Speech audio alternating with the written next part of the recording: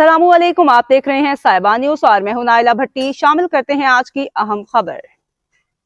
सियालकोट से आगाह करते चले, आज वजीर आजम पाकिस्तान और वजारत मौसमियाती तब्दीली हुकूमत पाकिस्तान की जानिब से अवार्ड याफ्ता क्लीन ग्रीन पाकिस्तान के कौमी चैंपियन और मारूफ समाजी रहनुमा मोहम्मद इशफाक नजर ने कहा है कि ग्लोबल वार्मिंग और माहौलियाती इन्हतात के बढ़ते हुए असरात की रोकथाम के लिए दुनिया को अब बिल्फाज की नहीं वसाइल को बुरवेकार लाना होगा।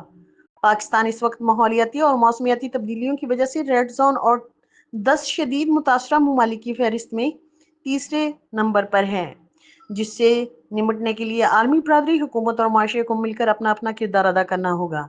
इन ख्यालात का इजहार उन्होंने लाहौर में breathe Pakistan the air we breathe की इंटरनेशनल कॉन्फ्रेंस की पुरवकार तकरीब के मौका पर अक़वाम मुत्तहिदा के resident and humanitarian coordinator Pakistan Mohammad Yahya, coordinator वज़ीर आज़म पाकिस्तान वजारत मौसमियाती माहौलियाती तब्दीली मोहतरमा रूमीना खुर्शीद आलम, सीनियर इलाकाई मशीर बराए मौसमियाती और माहौलियाती तब्दीली अक़वाम मुत्तहिदा आबान किब्राजी, श्रीलंका के रुकन parliament Harshana Rajakaruna, director general Punjab rescue 1122 Rizwan Naseer और दीगर से गुफ्तगू के दौरान किया।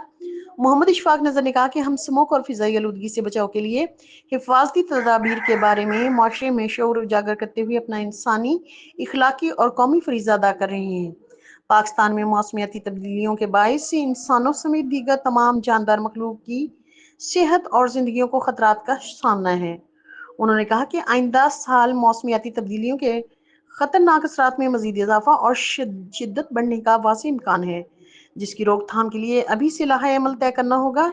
समाजी रहनुमा मोहम्मद वसीम अत्तारी, चौधरी मूसा इशफाक, गुलाम हुसैन सुल्तानी भी हमरा थे। देखते रहिए साहिबान न्यूज HD नसरीन सरदार के साथ।